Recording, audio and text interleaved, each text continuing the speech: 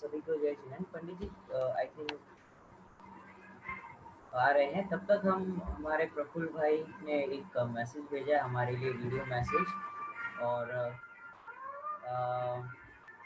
जब विवेक पंडित जी आए थे समाधि मरण पर बात करने के किशोर लिए, जी आ गए हैं, एक मिनट। ओके, किशोर जी आ गए हैं। तो हम वो वीडियो लास्ट में किशोर दिखा जी, देंगे। हाँ, आपको मेरी आवाज आ रही है अभी? बिल्कुल आ रही है, बिल्कुल चल करे शुरू। हाँ यस जी। यस।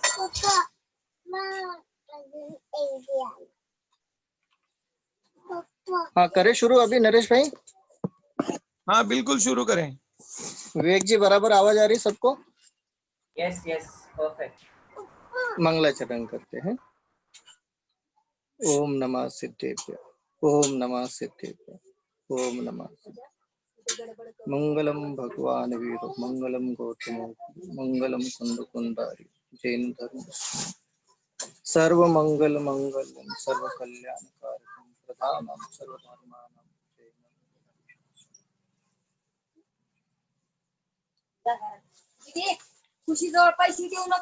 आज इस विकट परिस्थिति में बड़ा ही यह सुंदर अवसर आया है, जिसमें हम सभी जीवों को इस जीवन का कर्तव्य क्या है, इस पर विचार करने का अवसर मिला है।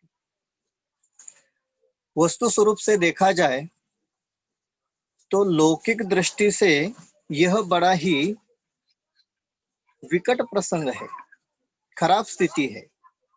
परंतु आध्यात्मिक दृष्टि से देखा जाए तो सचमुच में यह चेतने का अवसर आया है। बराबर विवेक जी?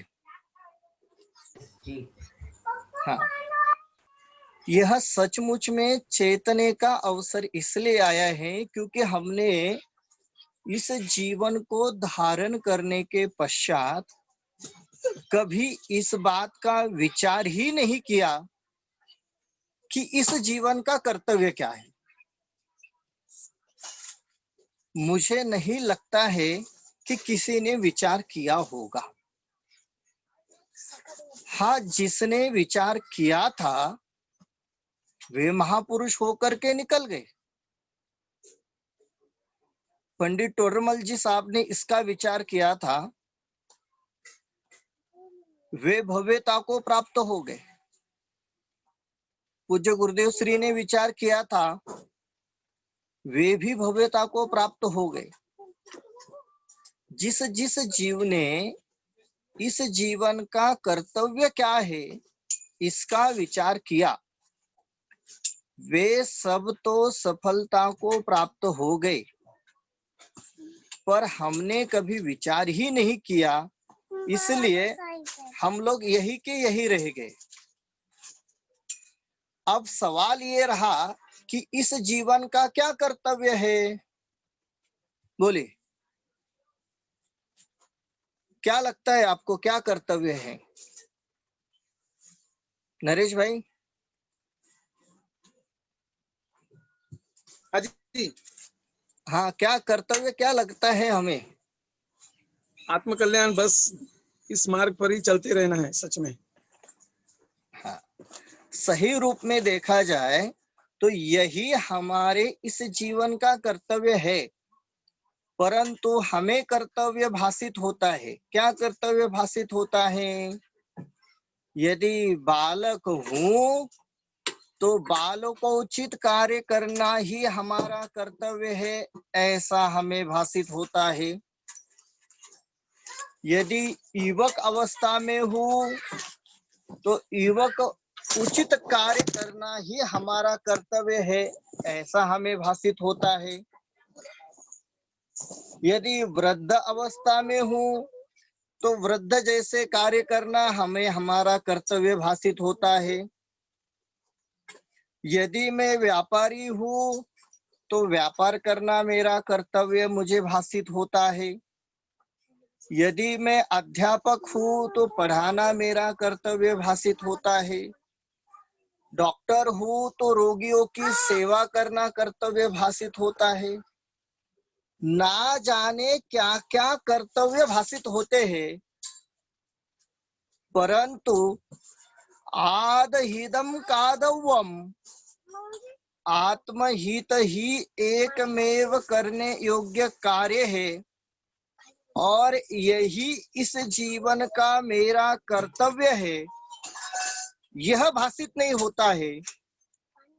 इसके अलावा दुनिया का हर एक कार्य यह मेरा कर्तव्य है, ऐसा ही मुझे भासित होता है। और जिस जिस जीव को आज तक ऐसा भासित हुआ कि नहीं नहीं, इस मनुष्य पर्याय उचित कार्य के अलावा भी मेरा कोई कर्तव्य है, जिसे ऐसा भासित हुआ उसने जरूर रूप से इस सांसारिक कार्य को छोड़कर आध्यात्मिक कार्य को प्रारंभ किया। अच्छा, मात्र मनुष्यों को ही ऐसा लगता है कि इस पर्याय में जो मेरा कार्य है वही मेरा कर्तव्य है, ऐसा नहीं। चारों गति के जीवों को प्राप्त पर्याय में तन्मय होकर प्राप्त पर्याय की तन्मयता के अनुसार कार्य करना ही अपना कर्तव्य भासित होता है। और वे सारे जीव अपनी अपनी योग्यता के अनुसार कर्तव्य समझ करके कार्य करते रहते हैं, परंतु कभी विचार नहीं करते कि क्या यही मेरा कर्तव्य है। ऐसा विचार ही नहीं आता है। मोह की इतनी जबरदस्त महिमा है, उस मोह के कारण से यह विचार ही नहीं बनता है। तो प्रश्न बनता है, पंडित जी साहब, आप ही ने तो इसका जवाब दे दिया है कि विचार ही नहीं बनता है। जब विचार ही नहीं बनता है तो कार्य हो ही नहीं रहा है। परंतु ऐसा नहीं है। क्यों नहीं है? इसलिए नहीं है, नरक गति, देव गति, तिरंच गति, तीनों गतियों की स्थितियां अलग अलग है और मनुष्य गति की स्थिति उससे कई गुना अधिक अलग है। यदि आप चर्चा करोगे नरक गति की, तब तो हम मान सकते हैं कि भाई हाँ, नरक गति में इस जीवन का कर्तव्य क्या है, इसका विचार करने का विचार ही नहीं बनता है। क्यों नहीं बनता है? क्योंकि निरंतर वहां मार काट ही मची रहती है, इसलिए वहां विचार नहीं बनता है। फिर वहां की तो बात छोड़े, पर ऐसा विचार करके भी हम किम कर्तव्य विमूढ़ वहां पर भी नहीं हो सकते। उस नरक गति के नार की जीव भी उस दुखद पर्याय में रहते हुए जरूर ऐसा विचार करते हैं कि अहो, किस कारण से मैंने यह पर्याय प्राप्त की है और किस कारण से मुझे ये दुख सहन करने पड़ रहे हैं। ऐसा विचार वे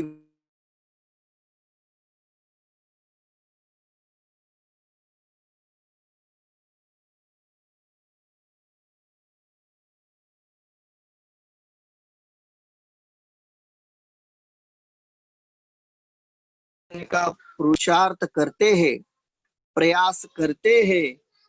और शास्त्र में लिखा है कि ऐसे जीवों को भी कर्तव्य की पूर्ति रूप सम्यक दर्शन की प्राप्ति हो जाती है। अब बात करते हैं मनुष्य तिरंज गति की। तिरंज गति में शास्त्र में लिखा है, यदि असंगी पंचेंद्रिय तक के जीव है और वे यदि ऐसा कहे कि हे भाई, हम तो जरूर चाहते हैं कि इस जीवन का क्या कर्तव्य है उसका विचार करें, परंतु हमें विचार करने की क्षमता नहीं है, हमें विचार करने के अवसर नहीं मिल रहे हैं, तो टोडरमल जी साहब कहते हैं कि उनकी बात हम लोग मानते हैं, स्वीकारते हैं। क्यों स्वीकारते हैं, क्यों मानते हैं?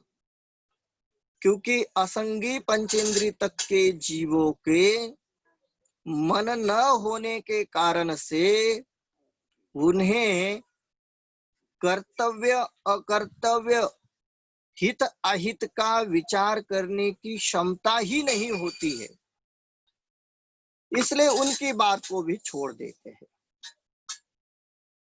परंतु तिरंज गति में भी जो संगी पंचेंद्रिय जीव होते हैं वे जरूर इस बात का विचार करते हैं कि इस भव का क्या कर्तव्य है, इस जीवन का क्या कर्तव्य है।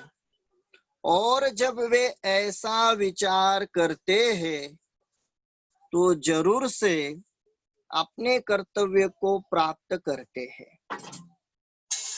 कुछ उदाहरण याद आ रहे आपको कि तिरंजों ने अपने कर्तव्य को पूरा किया है? विवेक भाई,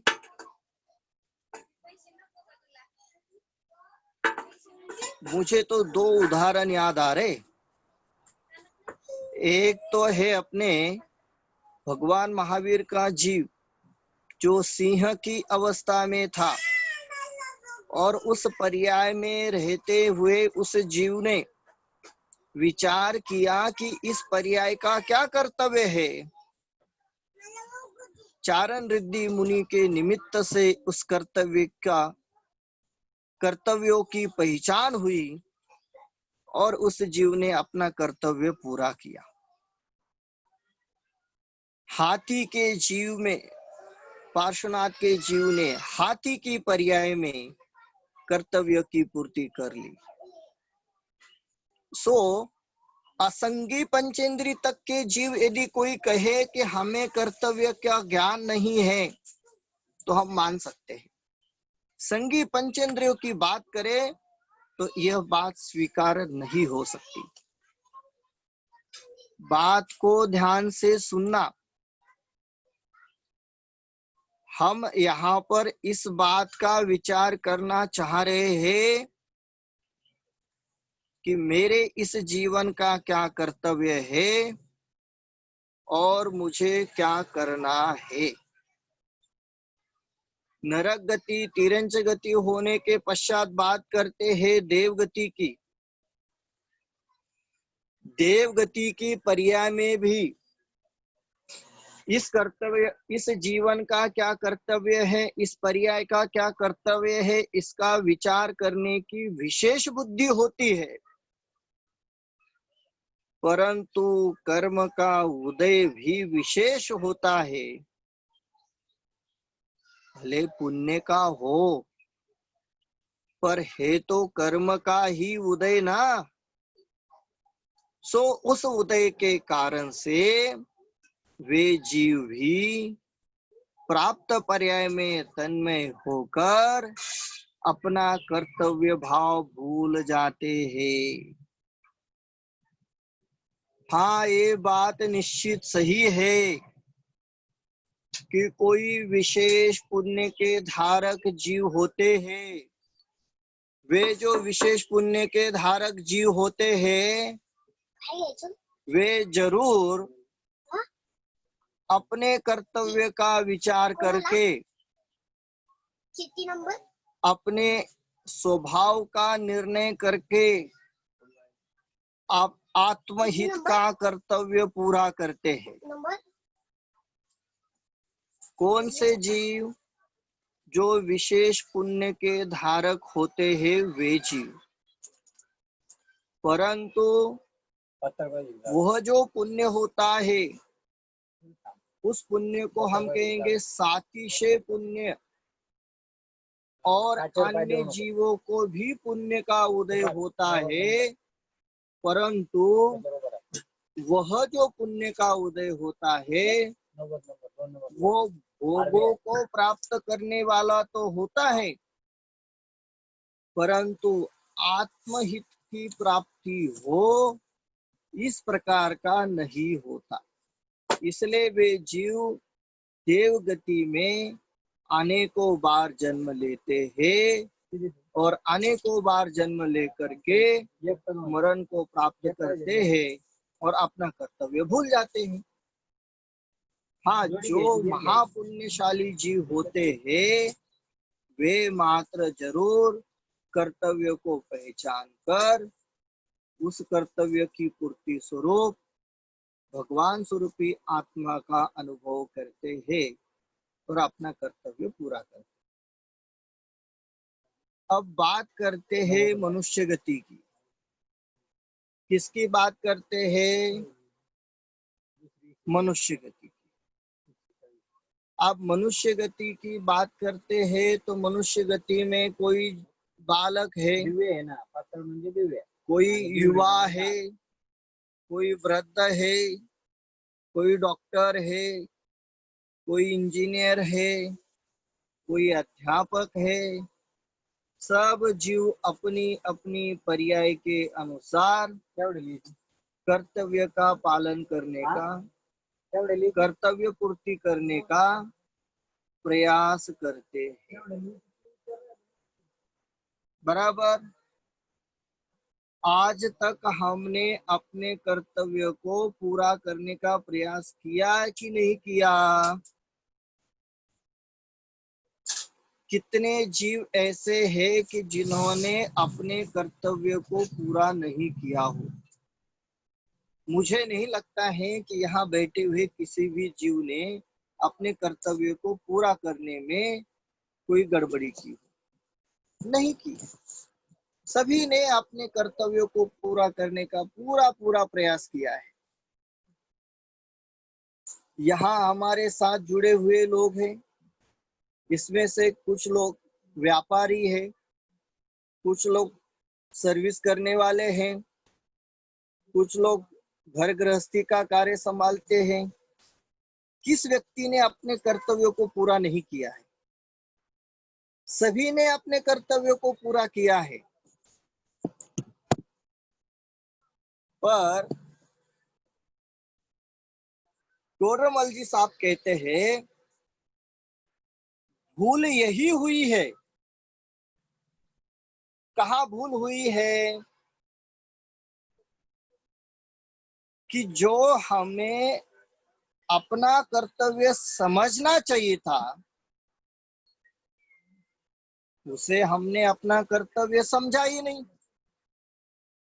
जो हमारा कर्तव्य होना चाहिए था उस कर्तव्य की ओर कभी हमारा ध्यान गया ही नहीं, और जो हमारा कर्तव्य नहीं है उस ही को हमने अपना कर्तव्य माना और फिर कार्य करते रहे। किसे अपना कर्तव्य मानना चाहिए था? कहाँ भूल हुई? देखिए, 2 और 2 5, 5 और 5 10, 10 और 10 20, 20 और 20 40। अब मेरा सवाल आपसे है कि मेरी कोई गलती हुई है क्या? 5 और 5 10 तो बराबर है, 10 और 10 तो 20 होते ही हैं। और मुझे लगता है कि यहाँ तो व्यापारी बैठे हुए हैं सभी, और सबको पता है कि 10 और 10 तो 20 होते ही है, 20 और 20 तो 40 होते ही है। इसलिए कहीं कोई गड़बड़ी हुई ऐसा मुझे तो नहीं लग रहा है। आपको लग रहा है क्या? ये बच्चे देख रहे हैं, बच्चों 5 और 5 10 बराबर हुए कि नहीं हुए? 10 और 10 20 बराबर हुए कि नहीं हुए? सब तो बराबर हुआ। ऐसा नहीं है। आगे की सारी गिनती भले ही बराबर हो, परंतु भूल कहाँ हुई है? भाई साहब, ये बच्चे मुझे देख करके हंस रहे, ये कह रहे पंडित जी साहब आपको इतनी छोटी सी गिनती नहीं आती है, आपने शुरुआत में गलती कर दी, आपने 2 और 2 5 कर दिए। अरे तो क्या हुआ? नहीं नहीं, 2 और 2 5 नहीं होते, 2 और 2 4 होते हैं। 2 और 2 4 होते हैं और 5 और 5 10 होते हैं, ये तो बराबर है। तो गलती तो 2 और 2 5 में हुई है, जिसके कारण से आगे की सारी गिनती गलत हो गई है। कोई सीए भाई है हमारे साथ जुड़े हुए, अब उनकी भाषा में कहे तो आगे की गिनती कितनी भी बराबर क्यों ना हो, मूल में ही भूल है। टोडरमल जी साहब भी यही कहना चाहते हैं। वो यही कहना चाहते हैं कि हमने इस जीवन के कर्तव्यों को क्यों नहीं स्वीकार किया, इस जीवन के कर्तव्य का हमें ज्ञान क्यों नहीं हुआ। हमें इस जीवन के कर्तव्य का ज्ञान इसलिए नहीं हुआ क्योंकि मूल में भूल हुई। और मूल में भूल क्या हुई? तो कहते प्राप्त पर्याय में तन्मय हुए ना। कौन सी प्राप्त पर्याय? कैसी तन्मयता कि हे प्रभु, किसी कर्म के उदय से यह मनुष्य भव धारण किया था, यह मनुष्य पर्याय प्राप्त की थी, जो कि किराए का मकान था और थोड़े समय के बाद इसे छोड़ना था।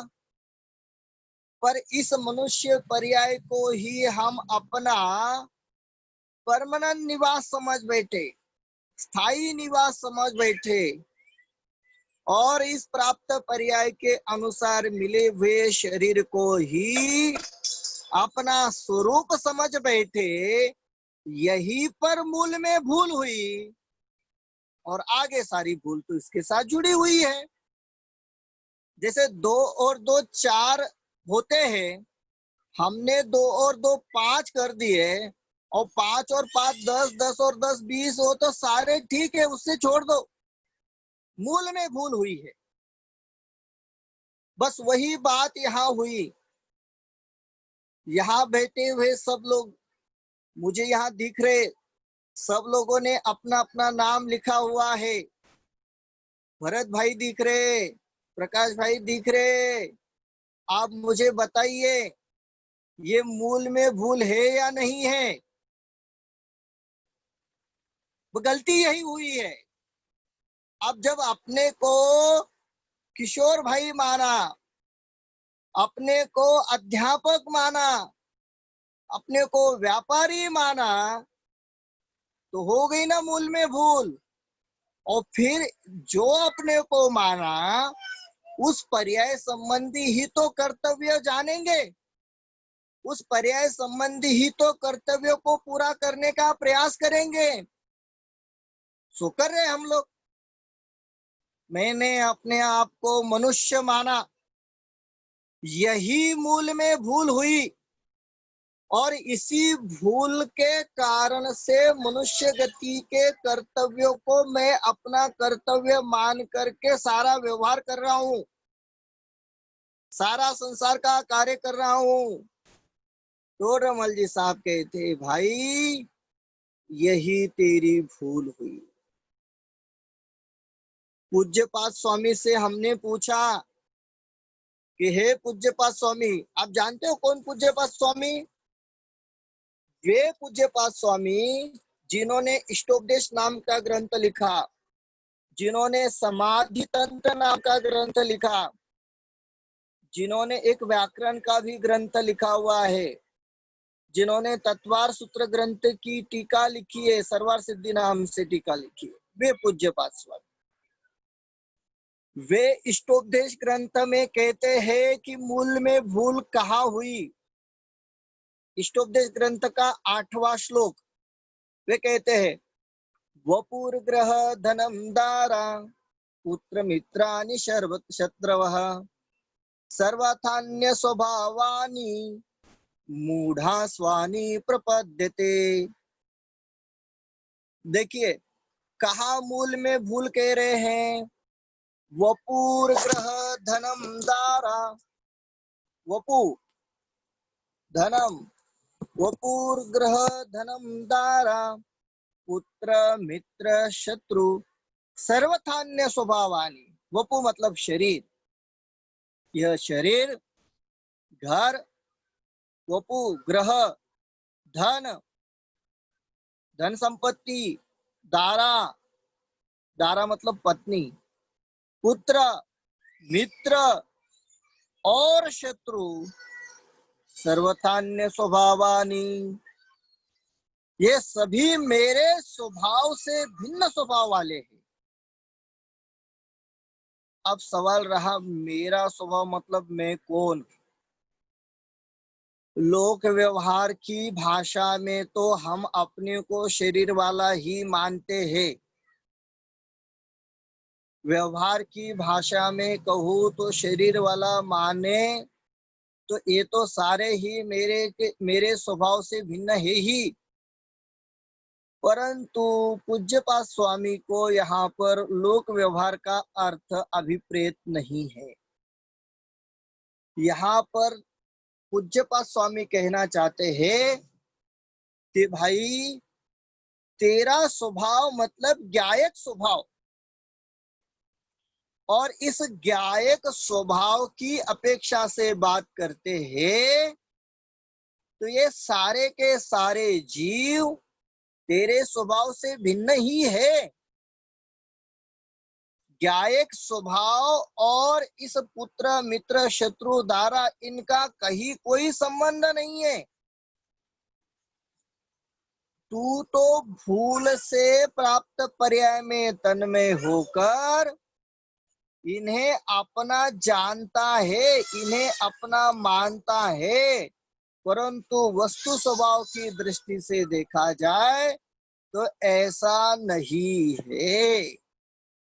सर्वतान्य स्वभावानि मूढ़ा स्वानि प्रपद्यते। यह जीव अज्ञानता में मूर्खता से उन्हें अपना मानता है और उन्हें अपना मान करके वही मेरा कर्तव्य है ऐसा जान करके कार्य करने लगता है। सो ऐसा नहीं होना चाहिए। तो क्या होना चाहिए?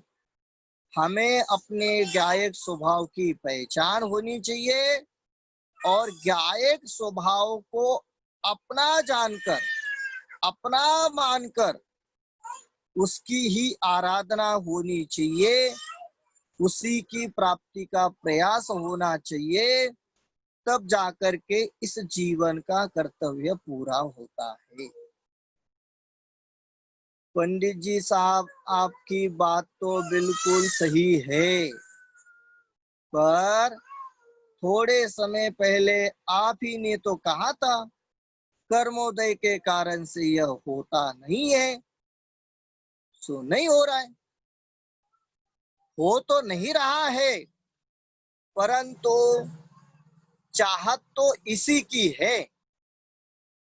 संसार में ऐसा कोई जीव नहीं है कि जो सुख प्राप्त नहीं करना चाहता है क्या ऐसा कोई जीव कि जो चाहता है कि मुझे सुख न मिले, मैं दुखी रहूं?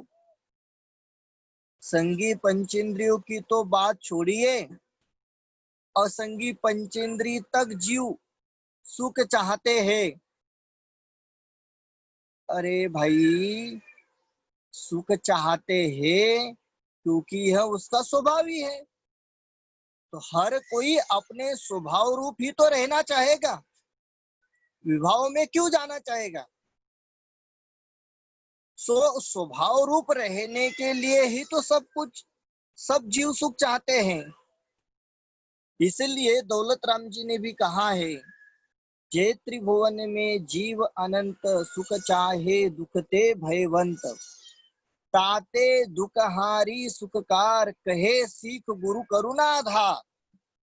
जे त्रिभुवन में जितने जीव है सब सुख चाहते हैं, और सुख की प्राप्ति, आत्मा की प्राप्ति, आत्मा का अनुभव, यही तो हमारा इस जीवन का परम कर्तव्य है। परम क्या, यही एकमात्र कर्तव्य है, इसके अलावा और कोई कर्तव्य ही नहीं है। क्यों नहीं है? क्योंकि मैं पर का कुछ कर ही नहीं सकता। जब मैं पर का कुछ कर ही नहीं सकता तो मेरा पर में कुछ कर्तव्य कैसे हो सकता है। पर में मेरा कोई कर्तव्य हो ही नहीं सकता, क्योंकि करना धरना मेरा स्वभाव ही नहीं है। क्या है मेरा स्वभाव? मात्र जानना देखना, ज्ञाता दृष्टा, यही एकमात्र मेरा स्वभाव है। और यह स्वभाव होने के कारण से पर में कुछ करना, यह मेरा कोई कर्तव्य बनता ही नहीं है। यदि पर में कुछ करना मेरा कर्तव्य नहीं है, सो मुझे पर में कुछ करने का विचार भी नहीं करना चाहिए। परंतु हम इस कर्तव्य को भूल रहे हैं कि मुझे कुछ नहीं करना है, इस बात को हम लोग भूल रहे हैं। तो शिष्य प्रश्न करते टोडरमल जी साहब से, पंडित जी इसमें हमारी कोई गलती नहीं है, हम भूल रहे हैं, ये तो हमारे कर्म के उदय के अनुसार हो रहा है। हो रहा है कि नहीं हो रहा है? एक सरल प्रश्न आ रहा है मेरे मन में। आज तक हम लोगों को, हम जीवों को आत्मा का अनुभव नहीं हुआ, सम्यक दर्शन नहीं हुआ। क्यों नहीं हुआ? बहुत सारे जीव स्वाध्यायी है, सब जीवों के मन में अलग अलग प्रकार से इस प्रश्न का उत्तर आ रहा है, पर किसी के मन में यह उत्तर आ रहा है कि पंडित जी साहब, मोहिनी कर्म का तीव्र उदय चल रहा है, उस मोहिनी कर्म के तीव्र उदय के कारण से अब तक आत्मा का अनुभव नहीं हुआ। बराबर, ठीक है। मोहिनी कर्म में कौन सा मोहिनी कर्म? तो बिल्कुल कहेंगे कि दर्शन मोहिनी कर्म के उदय के कारण से तत्व श्रद्धान नहीं हो रहा है। ठीक है भाई, मान लेते हैं। यदि ऐसा है तो हर किसी को फिर यह सम्यक दर्शन का कार्य नहीं होना चाहिए। परंतु कुछ जीवों को तो सम्यक दर्शन का कार्य हो रहा है और कुछ जीवों को नहीं हो रहा है। जिनको हो रहा है उनको क्यों हो रहा है, जिनको नहीं हो रहा है उन्हें क्यों नहीं हो रहा है? क्योंकि जिन जीवों ने अपने इस जीवन का कर्तव्य सम्यक दर्शन की प्राप्ति माना, उन्होंने उसे प्राप्त करने का पुरुषार्थ किया, और जिन्होंने इसे अपना कर्तव्य नहीं माना, उन्हें अब तक वो प्राप्त नहीं हो रहा है। टोडरमल जी साहब ने 7वें अधिकार में लिखा है कि इस जीव को यह जो मनुष्य पर्याय मिली है, इस मनुष्य पर्याय में सम्यक दर्शन की प्राप्ति हो, अपना और पर का भेद ज्ञान हो, हित अहित का निर्णय हो, सोपर का भेद ज्ञान हो, इतनी योग्यता तो प्रकट हो चुकी है, परंतु पुरुषार्थ नहीं कर रहा है। फिर से क्या कहना चाहता हूं मैं, मनुष्य पर्याय की प्राप्ति हुई है। मनुष्य पर्याय में जिस जीव को यह ज्ञान हो रहा है कि मुझे यह मूंगफली छिल करके खानी है, इस केले का छिलका अलग करके मुझे खाना है, जिसे इस बात का ज्ञान है, उसे इस बात का भी निर्णय हो सकता है कि आत्मा और यह शरीर अलग अलग है। परंतु ऐसी योग्यता होते हुए भी यह जो पुरुषार्थ नहीं करता है, सो पुरुषार्थ न करने के कारण से वह अपने इस कर्तव्य को प्राप्त नहीं कर पा रहा है। दुनियादारी के सारे कर्तव्य को तो प्राप्त कर रहा है, दुनियादारी के सारे कर्तव्यों को तो पूरा करने का प्रयास कर रहा है, परंतु आत्महित रूप कर्तव्य, आत्मानुभव रूप कर्तव्यों को पूरा करने के लिए यह प्रयास नहीं कर रहा है। टोडरमल जी साहब ने कहा है कि इस जीव को महापुण्य के उदय से इस दुखद पंचम काल में मनुष्य गति की प्राप्ति हुई, और तो और मनुष्य गति में भी जैन कुल की प्राप्ति हुई। मात्र जैन कुल की बात नहीं है, क्योंकि नामधारी जैन तो बहुत है, उसमें भी इस जीव को सच्चे देव शास्त्र गुरु के समागम की प्राप्ति हुई। ऐसी उत्कृष्ट पर्याय की प्राप्ति होने के पश्चात भी इसने अपने जीवन का कर्तव्य नहीं समझा और यह पर्याय व्यर्थ जा रही है। सही बात है या नहीं? क्या हमें तत्व निर्णय करने के अवसर मिले या नहीं मिले?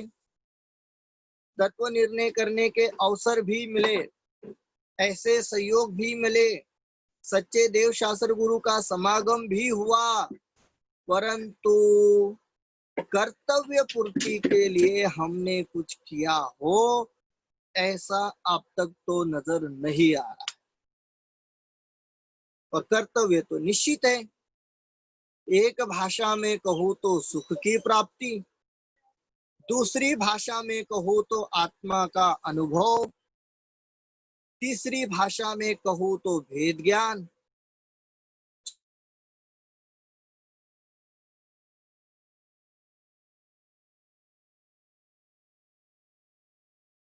चौथी भाषा में परंतु इस कर्तव्य को पूरा करने के सहयोग मिलने पर भी हमने कोई कार्य नहीं किया। देखिए, काफी समय से हम लोग इस बात पर विचार कर रहे हैं कि इस जीवन का कर्तव्य क्या है, कैसे है।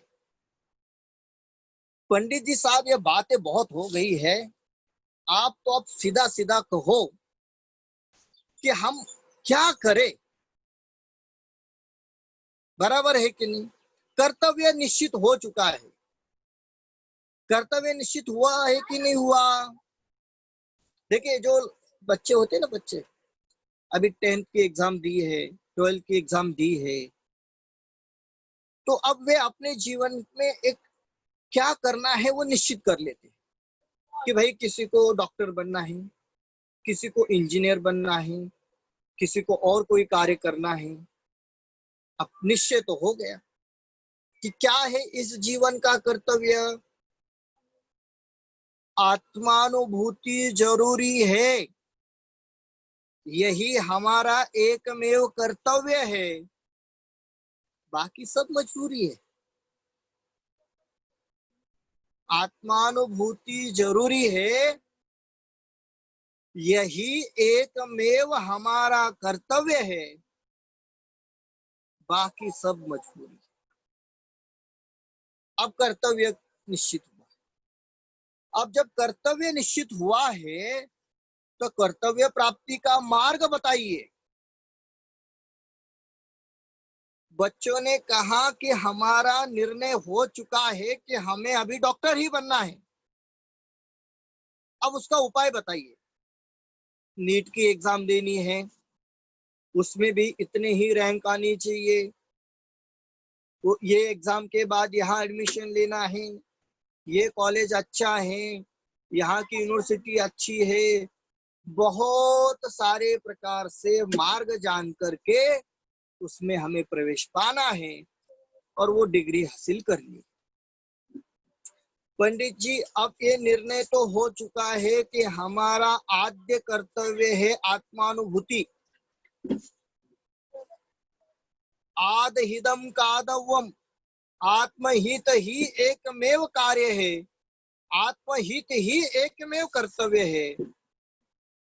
अब इसे प्राप्त करने का मार्ग भी तो बताइए।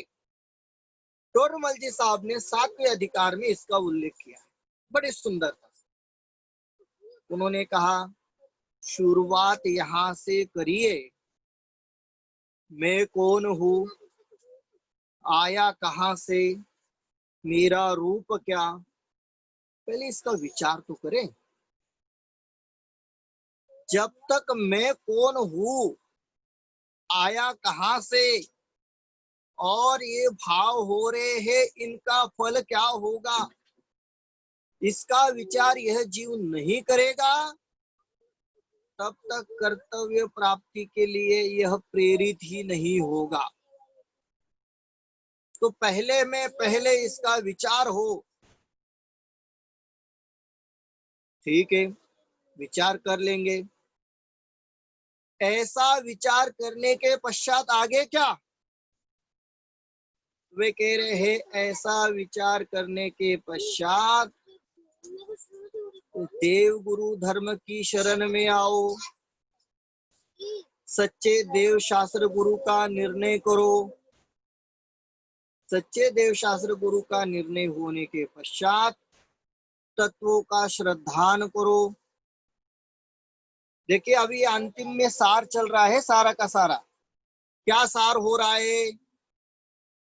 इस जीवन का कर्तव्य है आत्मानुभूति, और आत्मानुभूति प्राप्त करने के लिए क्या करना चाहिए, यह मैं अभी कह रहा हूं।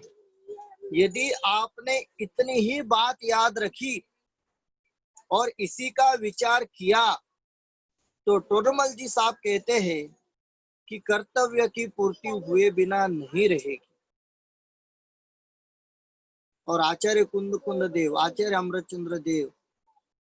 अमृतचंद्र देव ने तो समय सार ग्रंथ में कह दिया है कि यह जो मार्ग बताया जा रहा है उसका अवलंबन करे तो 6 महीने में इस जीव को आत्मानुभूति होगी होगी और होगी ही। अब पहले मार्ग बोलता हूं, फिर इस बात पर आता हूं। क्या है मार्ग? भेद ज्ञान करे, तत्वों का श्रद्धान करे, देव शास्त्र गुरु की आराधना करे, व्रत नियम संयम करे। पंडित जी साहब, ये तो सब हम कर ही रहे हैं, करे कि नहीं करे? देव शास्त्र गुरु की श्रद्धा कर रहे हैं, पूजा पाठ कर रहे हैं, सवेरे उठ करके मंदिर जा रहे हैं, अभिषेक आदि कार्य कर रहे हैं, पूजा आदि कार्य कर रहे हैं, व्रत नियम संयम कर रहे हैं, तीर्थ यात्रा आदि कर रहे हैं, दान आदि कर रहे हैं, और तो और कहो श्रावकों के लिए कहे गई षटावश्यक क्रियाओं का नियमित रूप से परिपूर्ण रूप से पालन कर रहे हैं। मात्र नियमित और परिपूर्ण रूप से नहीं, षट आवश्यक क्रियाओं का निर्दोष पालन कर रहे हैं। अब तो हमें कर्तव्य की पूर्ति होगी ही। अब तो हमें आत्मानुभूति होगी ही, ऐसा हमें लग रहा है, ऐसा हमें लग रहा है। क्यों लग रहा है? देखिए, उन लोगों की तो हम बात ही नहीं कर रहे हैं कि जो इसमें है ही नहीं। देखिए, बहुत सुंदर बात आई है, यहाँ एक मैसेज आया है, मैसेज पढ़ने में आया, भी किसी भाई ने भेजा है। वो कह रहे हैं कि पंडित जी साहब परंपरा से कर रहे, तत्व निर्णय से नहीं कर रहे। बिल्कुल सही बात कही आपने भाई। टोडरमल जी का ये 7वां अधिकार तो मतलब ये जीवन में उतरने वाली बात है, ये घोलन वाली बात है। परंपरा से कर रहे सब कुछ, तत्व निर्णय से कुछ नहीं कर। सही बात। तो कर रहे हैं, क्यों कर रहे हैं? क्योंकि घर में सब कर रहे हैं इसलिए हम लोग कर रहे हैं, समाज में सब लोग कर रहे हैं इसलिए हम लोग कर रहे हैं। टोडरमल जी साहब कह रहे हैं इससे कुछ नहीं होगा। करोड़ों वर्ष तक तप करो तो भी आत्मज्ञान प्राप्ति का कोई निश्चय नहीं। कोटि जन्म तप तपे, ज्ञान बिन कर्म झरे, जे ज्ञानी के शिन माहिते। करोड़ों वर्ष तक ज्ञान के बिना, सम्यक ज्ञान के बिना तप करते रहो, कोई कर्म नष्ट होने वाले नहीं। परंतु सम्यक ज्ञान के साथ यदि अल्प समय तक भी करे तो भी कर्म के निर्जरा निश्चित है। तो 12 तप है ना, 12 तप। उसमें पहला है अनशन और अंतिम है ध्यान। कितने दिनों तक अनशन नाम का तप करेंगे तो आत्मा का अनुभव होगा? कितने दिनों तक भाई? कितने भी दिनों तक अनशन नाम का तप करो, कुछ नहीं होगा। ध्यान नाम का तप सच्चे अर्थों में यदि अंतर मुहूर्त करोगे तो मोक्ष की प्राप्ति हुए बिना नहीं रहेगी, आत्मानुभूति तो होगी होगी, मोक्ष की प्राप्ति भी होगी। तो हमने आत्महित ही एकमेव कर्तव्य, आत्मानुभूति ही हमारा कर्तव्य, उस कर्तव्य की पूर्ति के लिए देव पूजा की, गुरु उपासना की, स्वाध्याय किए, तप किया, संयम किया, व्रत किए, उपवास किए, नाना नाना ना जाने क्या क्या कर लिया। टोडरमल जी साहब कहते हैं भूल यही हुई। कहाँ भूल हुई? कि क्या देव शास्त्र गुरु की आराधना करने में भूल हुई? आराधना करने में भूल नहीं हुई। मैं आराधना कर सकता हूं, यह जो मेरी मान्यता है उसमें भूल हुई है। कहाँ भूल हुई है? मैं देव दर्शन कर सकता हूं, मैं स्वाध्याय कर सकता हूं, वो जो कर्तृत्व भाव है ना, उस कर्तृत्व भाव में भूल हुई है, भूल करने में नहीं हुई है, भूल कर्तृत्व भाव में हुई है। पंडित जी साहब ये बात ठीक है आपने कही, हमारे समझ में आ गई कि कर्तृत्व भाव में भूल है, तो हमारा यह कर्तृत्व भाव मिटे कैसे? क्या करे तो हमारा यह कर्तृत्व भाव मिटे? तो टोडरमल जी साहब ने कहा तत्व चिंतन करो, तत्व निर्णय करो। तत्व चिंतन और तत्व निर्णय ही एकमात्र ऐसा उपाय है जिसके द्वारा यह कर्तृत्व की, यह इस मिथ्यात्व की भूल को मिटाया जा सकता है। दुनिया में इसके अलावा और दूसरा कोई उपाय नहीं है कि हमारा यह कर्तृत्व भाव, हमारा यह मिथ्यात्व भाव मिट सके। इस कर्तृत्व भाव को और इस मिथ्यात्व के भाव को मिटाने का एकमात्र उपाय यदि हमारे पास कोई है तो वो है तत्व विचार, तत्व निर्णय। तत्व विचार और तत्व निर्णय के बिना हमारा यह कर्तृत्व भाव मिट ही नहीं सकता। देखो तत्व विचार की महिमा, 7वें अधिकार के बोल है टोडरमल जी साहब के, कि देखो तत्व विचार की महिमा, तत्व विचार किए बिना कितने भी समय तक देव पूजा आदि करे, व्रत संयम करे, तप आराधन करे, तीर्थ यात्रा आदि करे, दानादि दे, कुछ नहीं होगा। पर तत्व निर्णय यदि करे तो निश्चित रूप से इस जीव को मोक्ष की प्राप्ति हुए बिना नहीं रह सकता।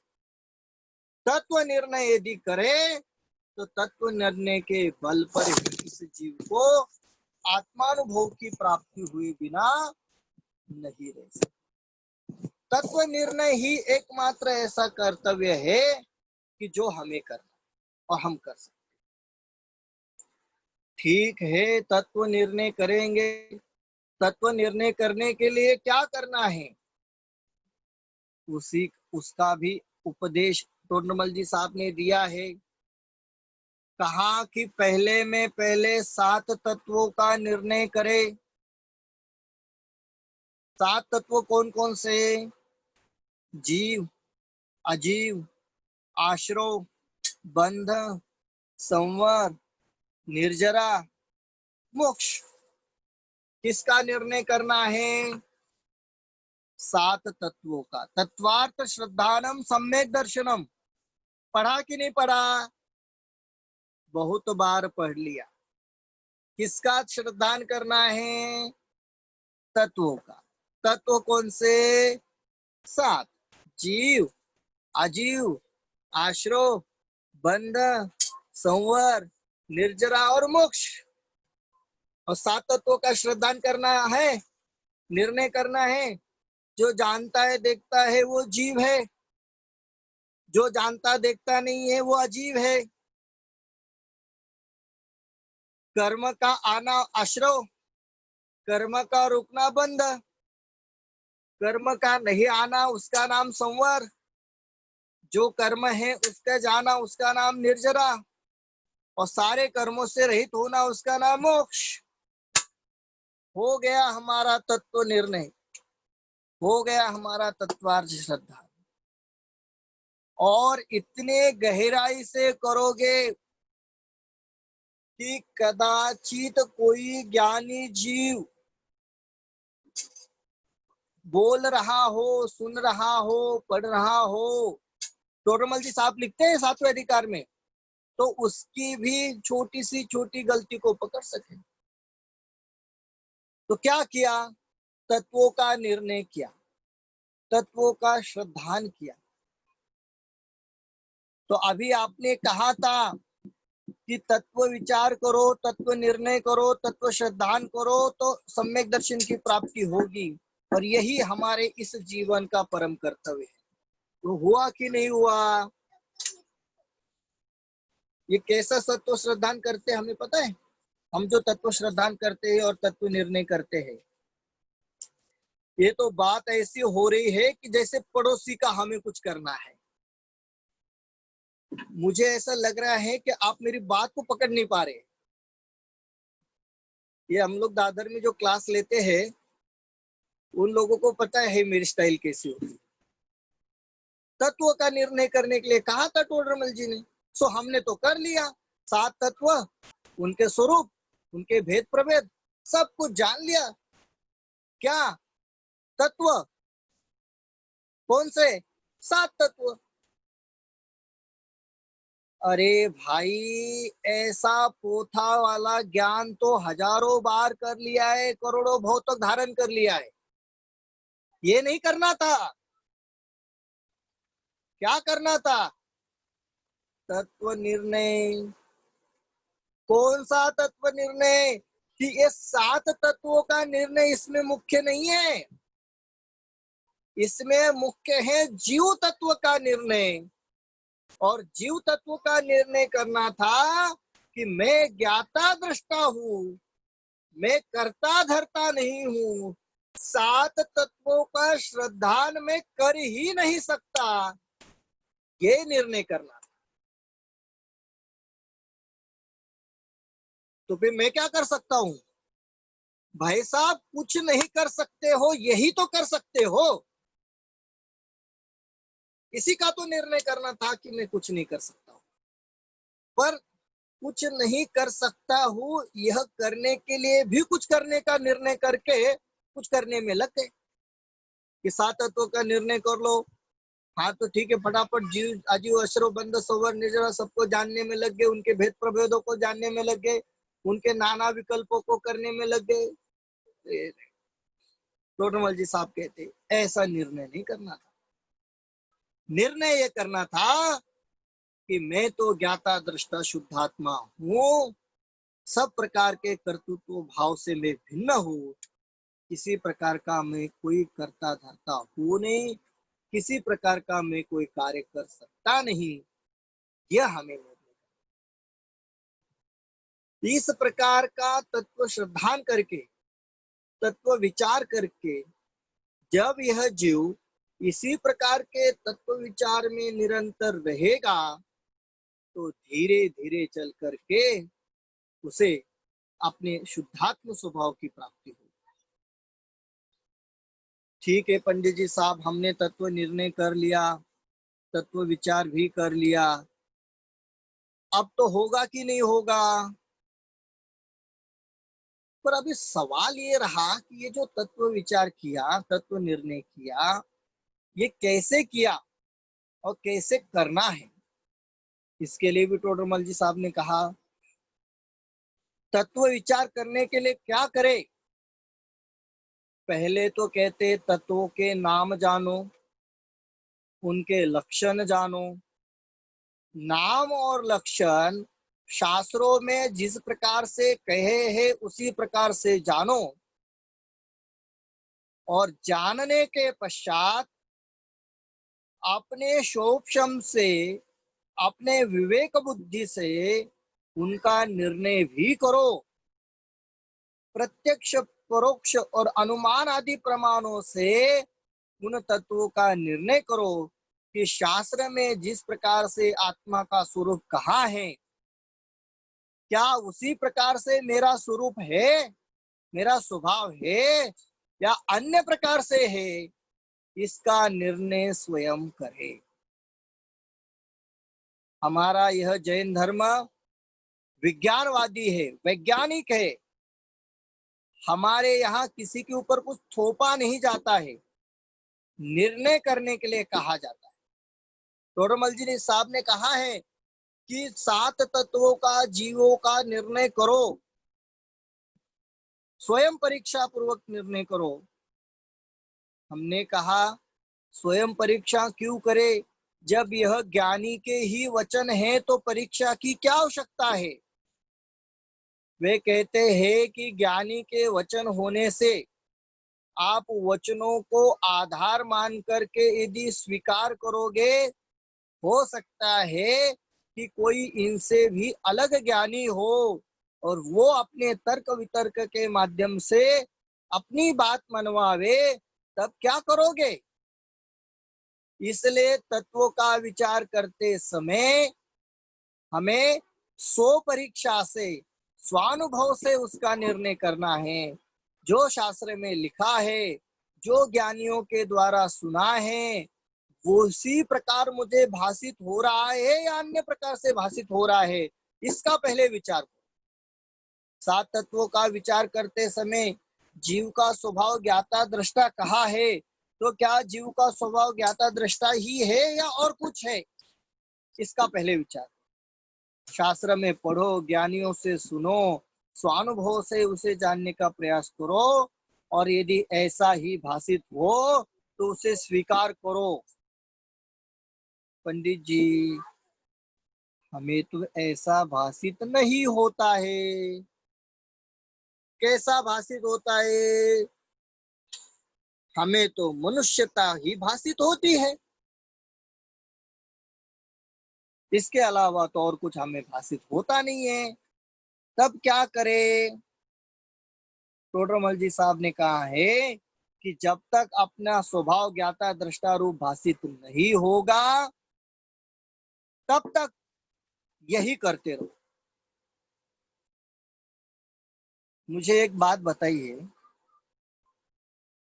हमने हमारे बेटे को 1000 रुपया दिया उसे मार्केट में भेजा, उसे कहा कि भाई ये सब सामान लाना है, तो सामान लेकर के आए।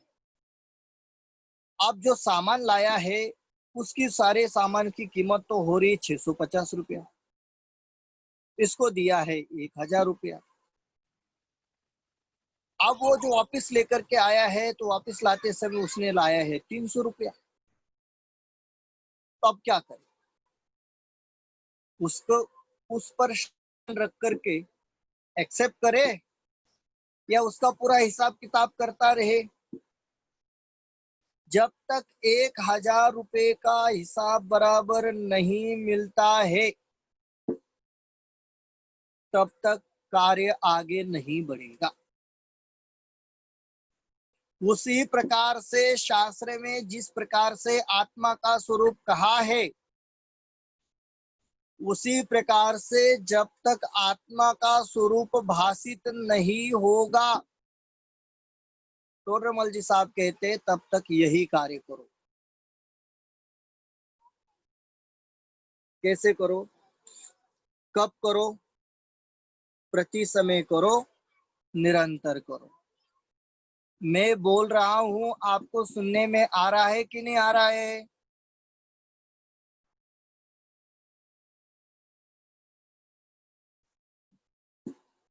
सबको सुनने में आ रहा है। तो तत्व विचार हम लोग कर रहे कि नहीं कर रहे?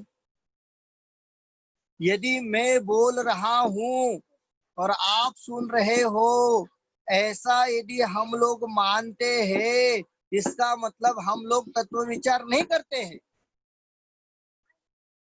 क्योंकि मैं बोल नहीं सकता और आप सुन नहीं सकते। मैं आपका ज्ञाता दृष्टा हूं और आप मेरे ज्ञाता दृष्टा है। ये तत्व विचार है, ये तत्व निर्णय है और ये प्रति समय होना चाहिए।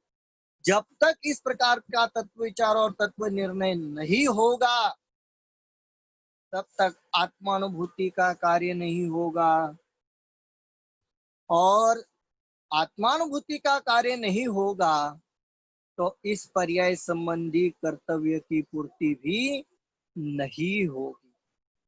क्यों नहीं होगी? क्योंकि तिरंच गति, नरक गति और देव गति में आत्मानुभूति के साधन कम है, मनुष्य गति में आत्मानुभूति के साधन अधिक है। मनुष्य गति में आत्मानुभूति के अवसर अधिक है, और यदि हमने ये अवसर छोड़ दिया, यह अवसर चूक गए, तो पता नहीं कब दोबारा ये अवसर मिले। इसलिए यहाँ कहा जा रहा है टोडरमल जी साहब की भाषा में कि इस मनुष्य पर्याय का यदि कोई कर्तव्य है तो वह है आत्मानुभूति, और उसे ही हमें प्राप्त करना है।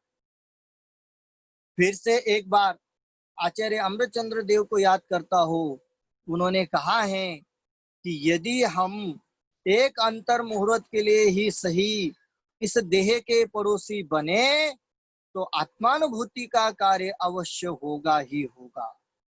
और कहा है 6 महीने तक ये जो भेद ज्ञान की कला सिखाई है ना, उस भेद ज्ञान की कला के माध्यम से 6 महीने तक तू इस देह का पड़ोसी बन करके तो देख, यदि आत्मानुभूति न हुई तो मेरे से ले जा।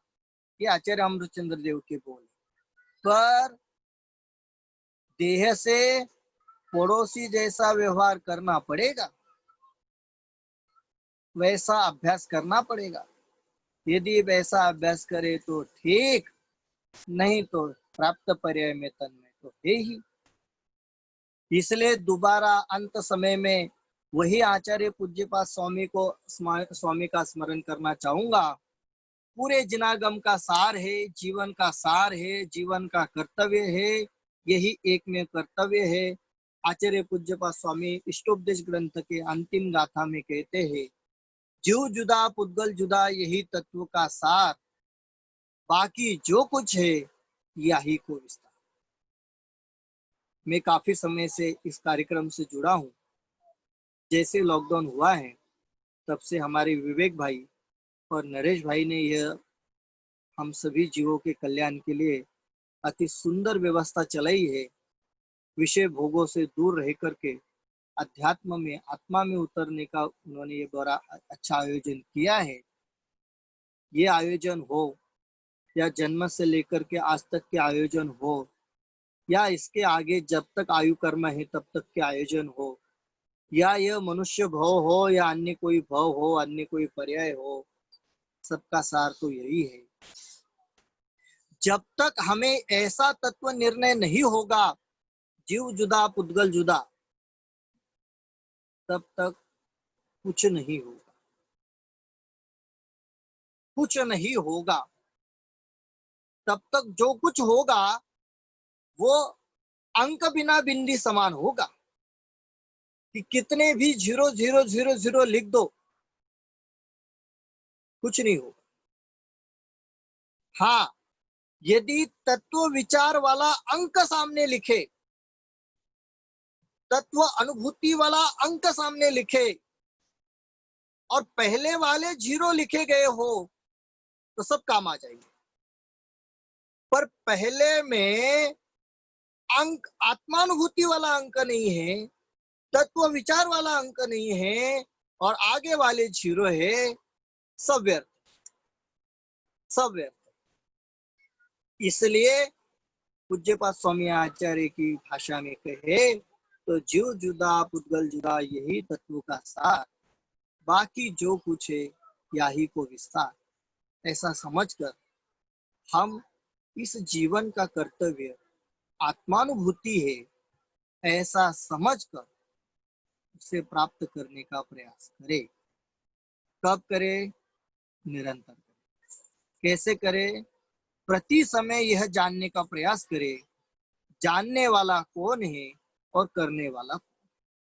यह जो बोल रहा है यह पुद्गल है और बोल रहा हूं ऐसा जो जान रहा है वो चेतन है, वो जीव है, वो मैं हूं। ऐसा प्रति समय यदि हम लोग विचार करें, ऐसा यदि प्रति समय अभ्यास करें, तो उस अभ्यास का, उस विचार का नाम है तत्व विचार, तत्व निर्णय। और उस तत्व विचार और तत्व निर्णय के द्वारा ही हमारा यह आत्मानुभूति का कर्तव्य पूरा होगा, यह आत्मानुभूति का कर्तव्य हमारा प्राप्त होगा और ऐसी आत्मानुभूति हम सभी जीवों को प्राप्त हो। इसी मंगल भावना के साथ मैं यहाँ विराम दूंगा। कुछ तकनीकी खराबी से शुरुआत में मैं कुछ समय तक जुड़ नहीं पाया था, उसके लिए क्षमा याचना चाहता हूँ। यहाँ कुछ नेटवर्क का इश्यू है, इसलिए शुरुआत के समय में जुड़ नहीं पाया था, परंतु आप सभी के माध्यम से आज यह स्वाध्याय का कार्य प्रारंभ हुआ, अवसर प्राप्त हुआ। इसके लिए हम सभी जीव शीघ्रातिशीघ्र तत्व निर्णय करके आत्मानुभूति को प्राप्त हो, यही मंगल कामना करते हैं। नरेश भाई, बहुत ही सुंदर, बहुत ही सुंदर। आत्मानुभूति जरूरी है, बाकी सब मजबूरी है। बहुत ही सरल शैली में आपने बताया। तत्व निर्णय और तत्व विचार करने पर भी बड़ी सरल शैली में आपका उद्बोधन रहा आज।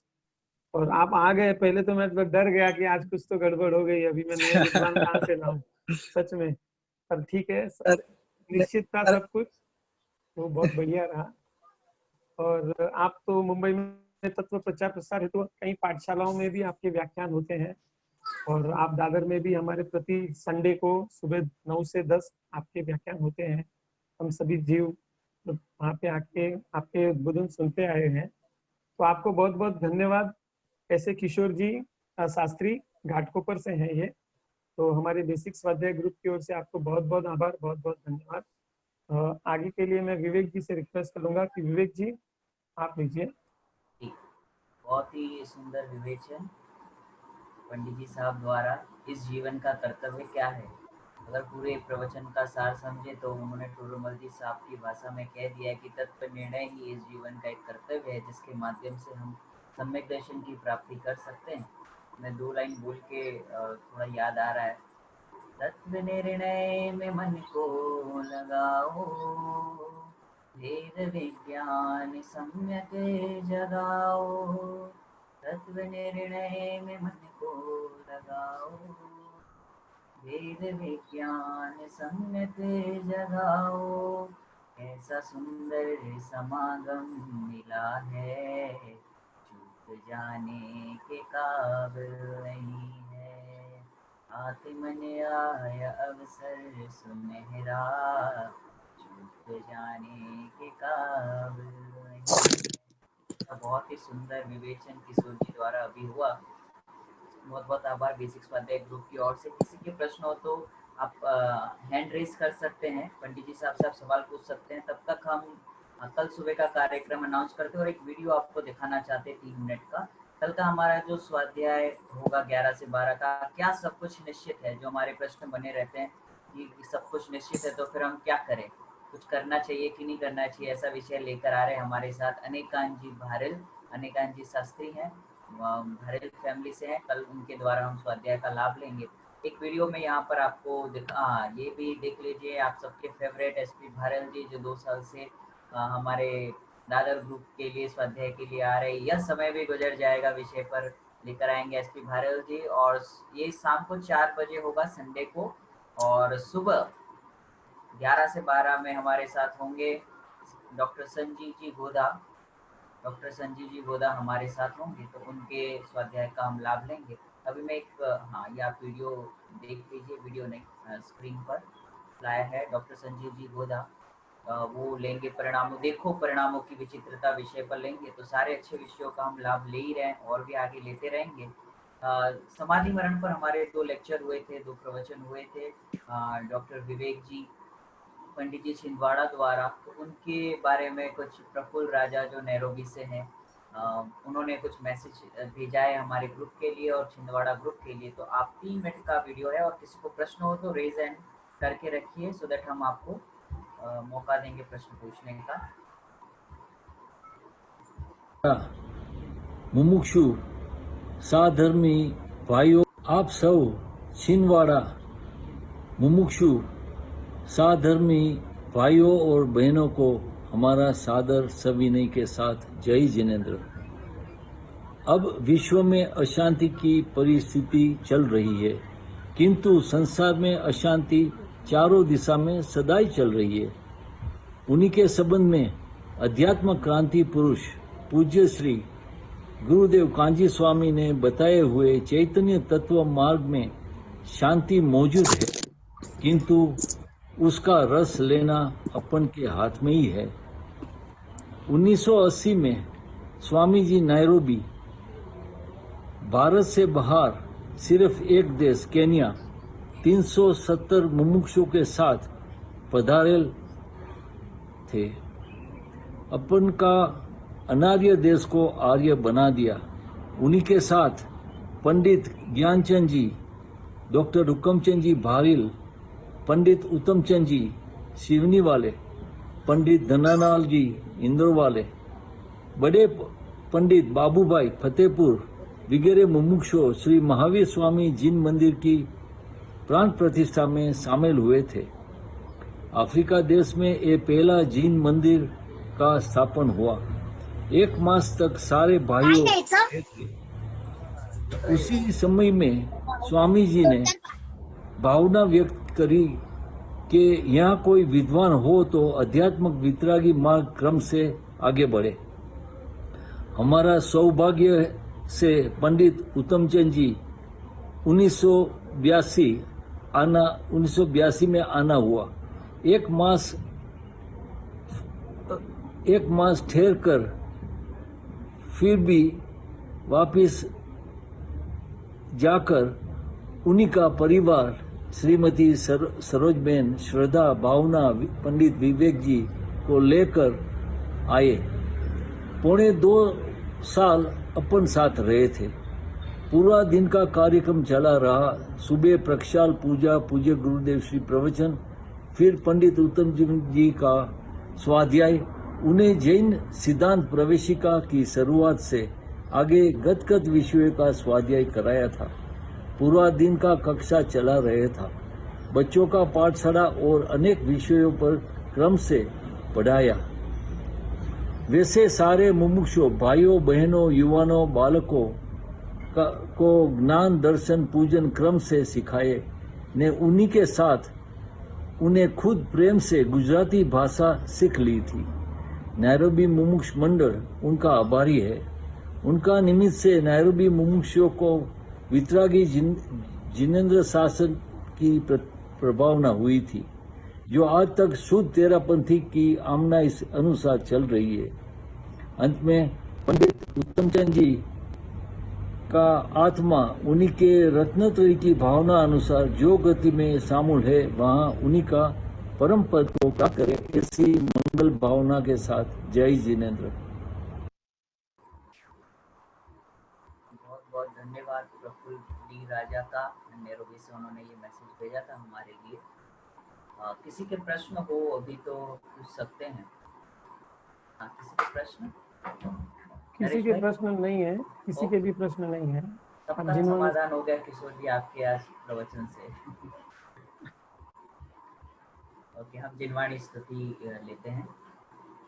निज निधि निज में बताई, यह अनंत उपकार है, इसके लिए जिनवाणी माँ को वंदना शतवार है।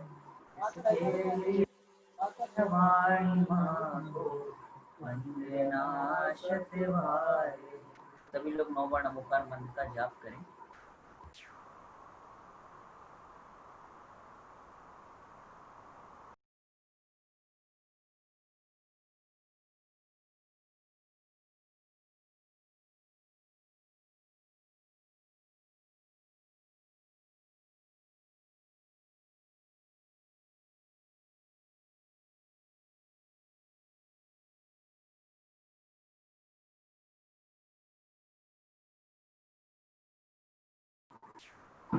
बोली परम उपकारी जिनवाणी माता की जय हो। महान जैन धर्म की जय हो। एक बार पुनः किशोर पंडित जी का धन्यवाद बेसिक स्वाध्याय ग्रुप की ओर से। सभी को जय जिनेंद्र।